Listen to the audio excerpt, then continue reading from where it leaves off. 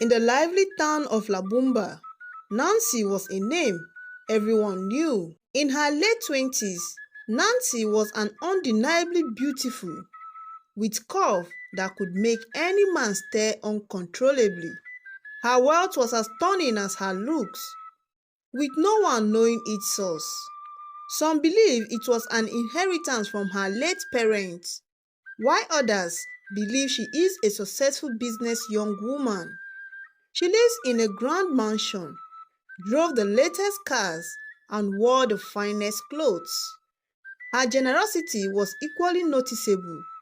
She always donated generously to orphanage homes, fund the less privileged children's scholarship, and help the needy. But behind her generosity was a dark secret. Nancy's wealth came from an unimaginable diabolic means. She slept with men who have bright futures, and through dark rituals, which she always performed after sleeping with these men, Nancy steals their destiny to enrich herself. Those who she slept with that couldn't provide the wealth she desired were left disabled and useless by her anger. Every 5 years, Nancy moved to a new place to avoid suspicions or being discovered. Another 5 years again, and Nancy needed to relocate again, filled with thoughts on where to go to next. She decided to move to the east, where it is believed that the young men over there has bright futures and always flourish. Nancy has just moved to Labumba from Amaka. She quickly established herself as a kind, gentle, and generous, beautiful young lady, thereby winning the hearts of the people with her kindness. Her beauty and wealth made her the center of attention, but no one knew the true source of her riches. Okanga is a young, ambitious man in Labumba, hardworking and kind-hearted. He dreamed of starting his own business and making a difference in his community. Okanga first saw Nancy at a charity event she hosted for a local orphanage. Her beauty and elegance left him speechless, but Okanga was a man of principle. He believed in love and was not interested in flirting around with different women. Okanga met Nancy formally at the charity event. He was struck by her charm and generosity, but despite his inner burning desire to have her on his bed so badly, he maintained his principle, focusing on his dreams and goals. Nancy, however, on setting her eyes on Okanga, could see Okanga's potential in the spiritual realm and was determined to make him her next target. Nancy used her charm, kindness, and loving personality to draw Okanga closer. They started spending time together, attending events together and having long conversations. Okanga admired Nancy's dedication to helping others and found himself falling head over heels for her. However, he remained firm in his decision to wait until marriage before getting her into his bed despite his strong desires. Months passed, and Nancy with Okanga bond grew even stronger. Okanga friends and family were very happy for him, seeing Nancy as a blessing in his life.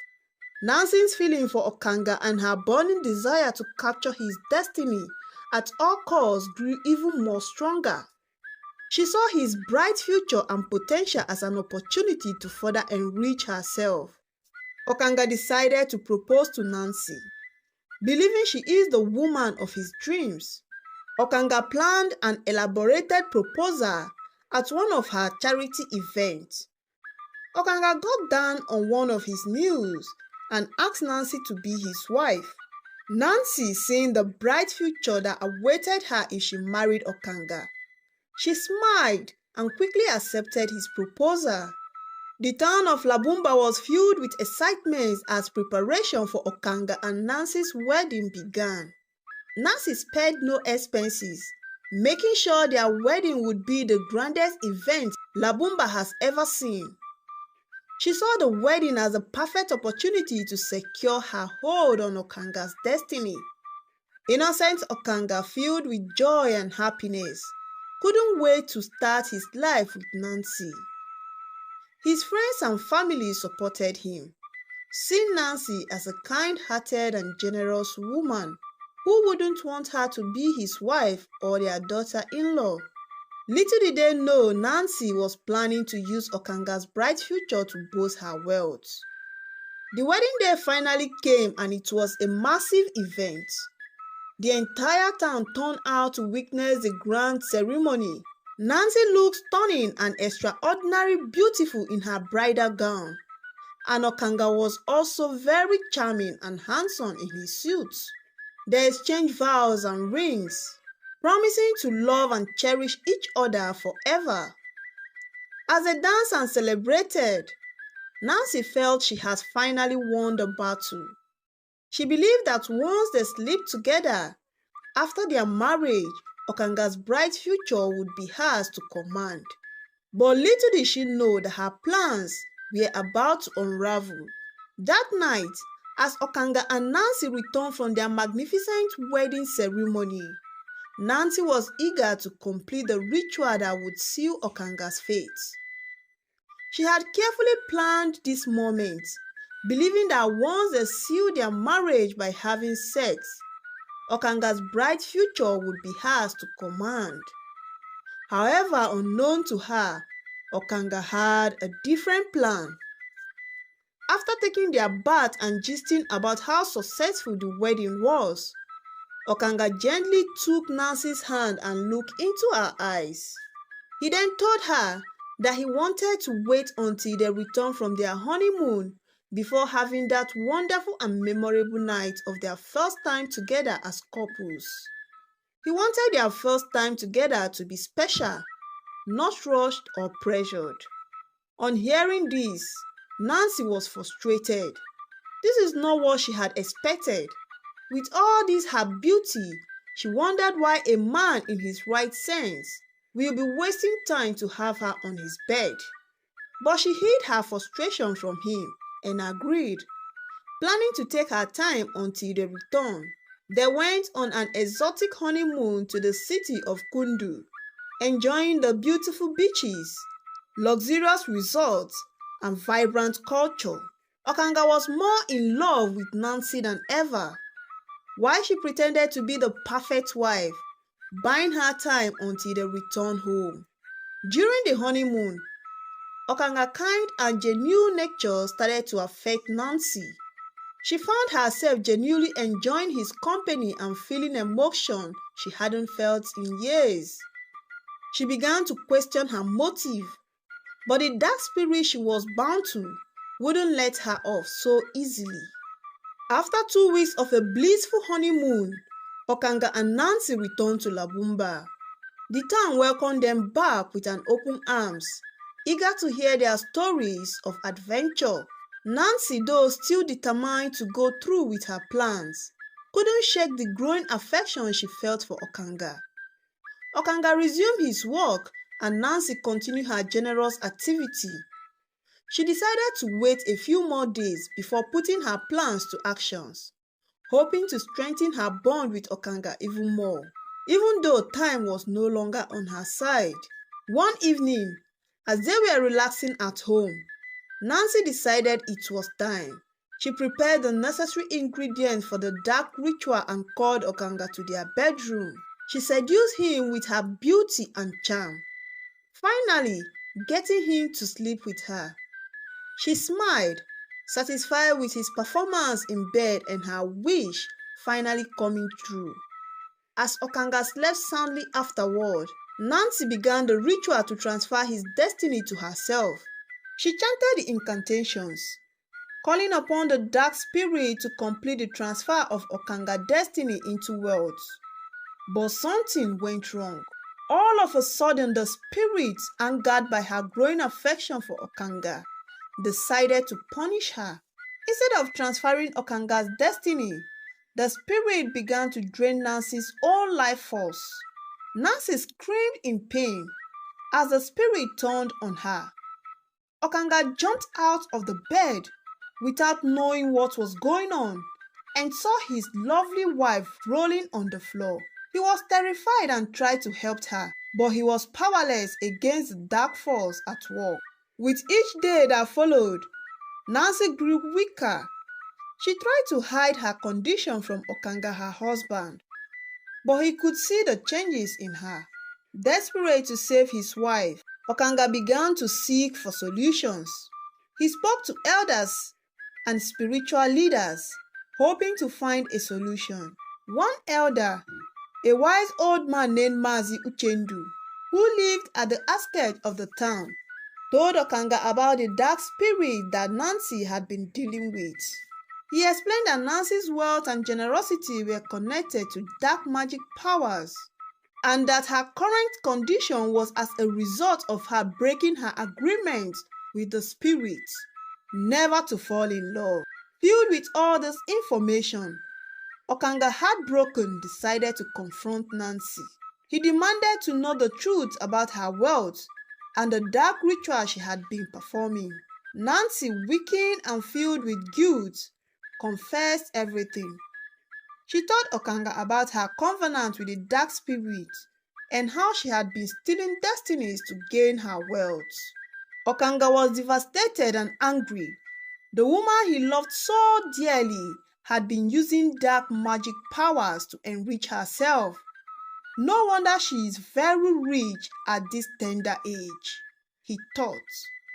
And now she was paying the price. Despite his anger, he couldn't abandon her. He vowed to find a way to save her, no matter the cost. Nancy and Okanga went to Mazi Uchendu for help. The wise elder told them that the only way to break the curse was for Nancy to return the stolen destinies to their rightful owners. "Ah, but some of these men, I have angrily killed them. Oh, how do I do this?" she cried out. Then Mazi Uchendu told Nancy and Okanga that the ritual she needed to perform is a very dangerous one and could even cost Nancy her life. Filled with regret, agreed to go through with the ritual. She wanted to make amends for the pain she had caused. She could save herself and the men whose lives had been ruined by her. Mazi Uchendu prepared the ritual, which would take place at midnight under the full moon. He warned Nancy and Okanga that the spirit would not let go easily and that they needed to be strong and united to succeed. Only by their true love that they could be able to come out victorious. As the ritual began, Nancy felt the dark spirit surrounding her. Angry and vengeful, she chanted the incantations according to Mazi Uchendu instructions, calling upon the ancestors and the spirit of light to come to her aid. Okanga stood by her side, holding her hands and offering his strength. The spirit fought back, trying to drag Nancy into the darkness. She felt their claws tearing out her soul, but she held on, determined to make things right. Okanga, feeling her pain and couldn't stand seeing his lovely wife go through such amount of pain, called upon his own inner strength and the power of their love to protect her. With Mazi Uchendu guidance, they continued the ritual, pushing back against the dark forces. It was a terrifying battle, but Nancy and Okanga's love and determination proved stronger. Finally, the spirit relented, releasing their holds on Nancy and returning the stolen destinies. Nancy collapsed, exhausted but still alive. The dark spirit had been defeated, but the ordeal had taken a toll on her. Okanga held her close, promising never to leave her side. They had faced the darkness together and emerged victoriously. After many days following the ritual, Nancy still remained weak and bedridden. Okanga cared for her tirelessly, showing his devotion and love that moved her so deeply. His love was a constant reminder of the life she wanted to live from the beginning, a life free from darkness and deceit. Rumors spread quickly like wildfire through Labumba about Nancy's sudden illness. Many people unaware of the true nature of her wealth came to offer their support and prayers. Their kindness touched Nancy, making her even more determined to live a life of true generosity and goodness. Mazi Uchendu began to visit the couples more frequently, bringing herbal remedies and offering spiritual guidance. He taught Okanga and Nancy the importance of balance and respect for both the spiritual and physical realm. Under his guidance, they performed cleansing rituals to purify their home and ward off any lingering evil forces. If you want me to continue with the part 2, let me know at the comment section below.